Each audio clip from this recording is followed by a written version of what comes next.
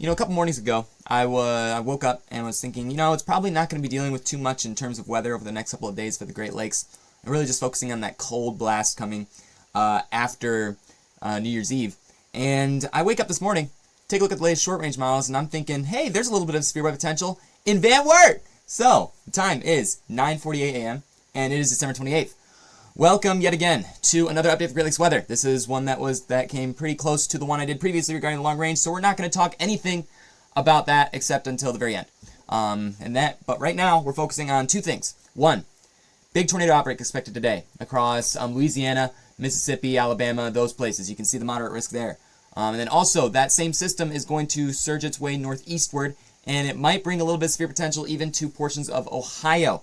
Looking at the potential for maybe even the potential for some damaging winds, maybe a little spin-up tornado. I do think the threat overall is low, and it's going to stay low. But latest models have shifted a little bit further west, which makes me kind of curious as to how this will unfold across Ohio. So you can see right here, we're going to take a look at first the tornado outbreak potential for southern United States. I know this is not Great Lakes region, but still, this is pretty notable. There's quite a bit of dynamics coming into place for this tornado outbreak. And this system is the one that's also going to be affecting us later on, so it's good to take a look at what exactly is going to go on. Basically, what the SBC is saying is that there's going to be several long-track tornadoes expected, and some of those could be EF3+. So, major tornado day across this area, and it looks like almost 40 million people are affected, 40 million people are affected in this area, especially in the marginal risk. It's more along the lines, you have about 20 million people in a slight or above shown there. But you can see a tornado is 15% hatched for portions of Mississippi, Louisiana, Alabama. That means 15% chance of a tornado within 25 miles of a point. When you think about how small tornadoes are, that's actually a pretty good risk, okay? So 15% hatched area, 10% hatched area. That hatched area means that it's going to be potential for EF2+ in that region. And you can see 5% and 2% also listed there. So affecting many places across Dixie Alley and also places in the south along the Mississippi River Valley as well, in the lower Mississippi River Valley. So let's take a look at some of the dynamics for that particular setup.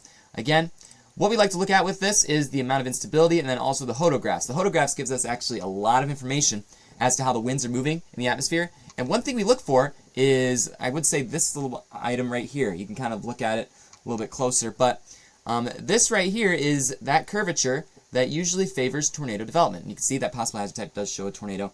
That low curvature indicates, first of all, where you see the 0, 1, and 2, that's showing the layers of the atmosphere that you're going up through. So again, 1 kilometer of the atmosphere, 0 to 1 kilometer jet, 1 to 2, 2 to 3, 3 to 4, 4 to 5, 5 to 6, and so on and so forth, okay?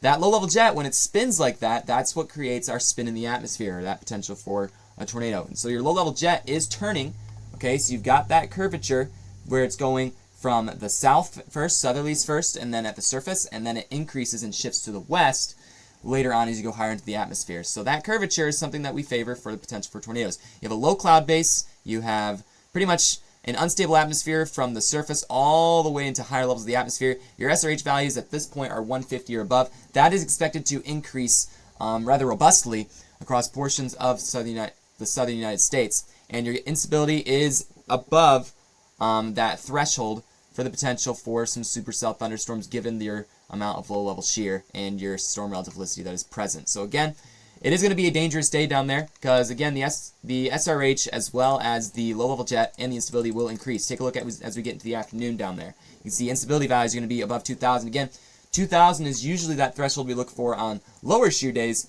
for the potential for severe weather. And with high shear and high cape setups like this, you're going to have some pretty dangerous storms that will likely unfold. Get a sounding out right here ahead of this one right here. You can see that SRH again has increased. You still have that same pattern that I showed you a little bit earlier on the hodographs, and surface to upper levels still has that good strong instability. So a lot of factors coming into play for this setup. Could be a dangerous day. Definitely make sure to keep those people in our prayers today, and hopefully we'll get some response crews out there if something goes awry down there, which hopefully that doesn't happen. We don't want that to happen, but still, it's possible today. You're going to want to make sure you're aware of what's going on in the weather, and it's going to be a pretty sharp gradient with this cold front that's going through. You can see that there's a quick change in the hodographs as that cold front moves through.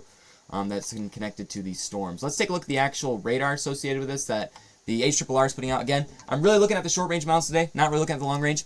So what you see with this is, again, that environment that is primed up for severe weather, including tornadoes, is going to, first of all, produce prefrontal convection. Again, that prefrontal convection usually can be aligned with some of those significant tornadoes as well, because those are isolated and they're working with a better environment than the QLCS will be. Again, this QLCS, quasi-linear convective system, is also going to be capable of producing tornadoes. You still have good storm relativity as it approaches, and there's a little bit of interference in that sounding there, but still a decent setup unfolding across southern United States today. So definitely want to keep that in mind. This same system is what is going to be affecting our weather later on tomorrow. And this actually might be a chaseable setup, so I'm going to try to keep this watching. But again, you can see the SBC's latest outlook does not include Northwest Ohio with the potential for severe weather.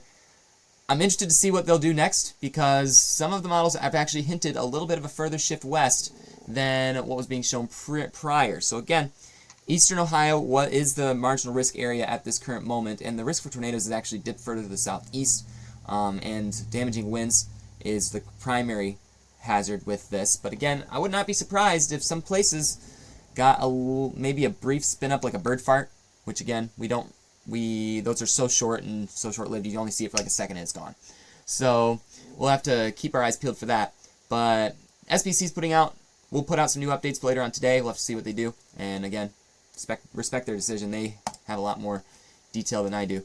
But let's take a look at our temperatures with this first of all. As the system moves to the northeast, again, what's expected is that low pressure system is going to begin to occlude, which again, it's going to wrap cold air around the southern side and start to wrap into it, and it'll start to kind of weaken the system at that as well. But with that occlusion, you also see a temperature gradient that comes around on the back side, and that will contribute to storms developing right along that low pressure point. Okay, so you can see temperatures may even get close to 60 tomorrow across portions of Ohio.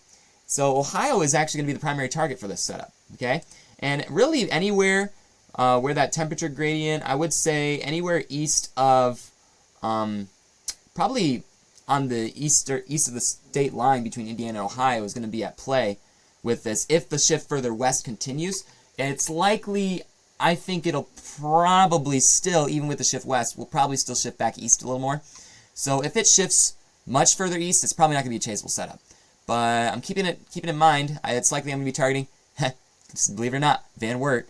And we'll see how the storms play out with this setup in the afternoon. So keeping this in mind, and again, I kind of have to make a decision by this evening so that I can plan some things around it. But you can see that occlusion continues as it lifts to the northeast, and by the time we get to nightfall, it's starting to approach Ontario, Canada, those places. So the threat generally will end a couple hours after dusk, is what I'm thinking for Ohio, and then it shifts into the Appalachian region in Pennsylvania. So progressing it, you can see that cold air is going to start to make a comeback. We will start to see the return of some cooler air. Not really sure how much snow we will see with that. Maybe a little bit of lake effect. It's going to be something we want to watch out for. But interesting pattern with this low pressure system as it makes its way through.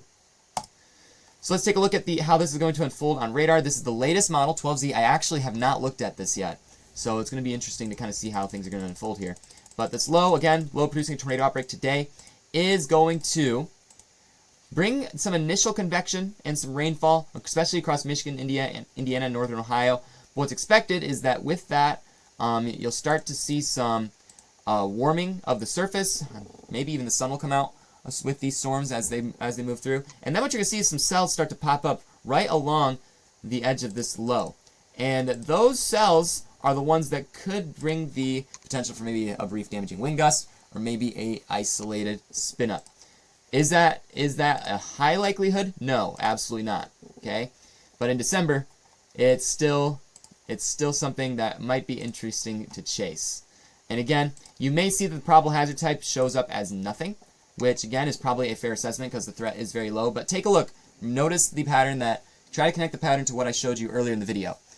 You have instability, a lot less instability. You have instability at the surface that's going up further higher into the levels of the atmosphere. You still have that low cloud base. You still have that directional shear, a lot less directional shear, and you still have that slight curvature in the hodograph, despite the fact that it's very much altered. Okay, your SRH is at 100. Your CAPE is very low, but again, with your shear high enough, and if you get a little bit more cape than what is being realized by the models, would not be surprised to see a few little brief, I guess, weak supercells that could be attached to this setup. So again, threat here is very low, but it's December. You don't see a threat like this in December, so it honestly might still be something that we chase because of that. So low threat, but still something to watch out for. And as we progress it forward, you can see by the time we get later on in the afternoon too, these cells continue off to the north and east. There's marginal sphere potential across northwestern Ohio. And if I get a sounding across southeastern Michigan, the clouds get a little bit more elevated. Again, you're approaching that spot where the bases of the clouds will rise up into higher levels of the atmosphere because you don't really have that surface base, or you don't have that surface-based warm air that's present. So, or surface-based cooling. So again, it's going to be a tight gradient where there's going to be storms and where there's not going to be storms, and it's going to remain just rain. So, but I am targeting the northwestern Ohio region if the models hold right where they are at right now, because if it changes ever so slightly, it's likely not going to be a chaseable setup. So, going to keep a close eye on it, and I'm wondering if other chasers will probably join me on this. I don't know if they will. And given the fact that most chasers will be in the southeastern region, it's probably good for someone to be monitoring this setup across northwest Ohio, despite the fact the chances are low.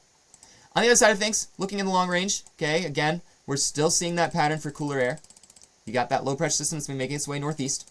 And then, as we progress forward, you can see that as we get into the new year, we start to see that cooling air, that cooler air mass start to make its way in, and maybe the potential for brief burst of lake effect snow. Lake effect snow will probably be ongoing quite a bit across portions of Pennsylvania, New York, the Upper Peninsula once again. And then we see those systems. This is an interesting system that's starting to show up on the weather models. Something I'm going to watch for January 6th. Again, I mentioned January 6th is probably going to be one of those days where we start to see that pattern change start to take shape. And it's still being shown on the Euro that we're going to see some pretty decent systems make their way through and welcome in some very cold air by the time we get to January 10th. So that is cold air being shown on the models. Is that going to happen for sure yet? Not entirely certain, because again, these are raw models and they will change quite rapidly. So right now we're focusing on the tornado outbreak that is going to unfold across the southern United States. Then my focus in particular is going to shift to that northwest Ohio setup that may or may not unfold tomorrow. Believe it or not, I still probably will chase it. I'm kind of deprived of the chase. So, and we'll be chasing, so you can check us out on YouTube, Facebook. Might try and stream to Rumble or even Instagram. Let's see how that goes out as well. But thanks for watching, everybody. Make sure to subscribe and stay updated. Again, we have a pattern change that's going to be coming, so we'll probably be providing updates with that as well. And we have changes coming for the spring tornado season, which I'm looking forward to. So we'll have to keep you posted on those. But thanks for watching, everybody. Hopefully this video was helpful and informational. And see y'all later. Pray for South and Southern United States today.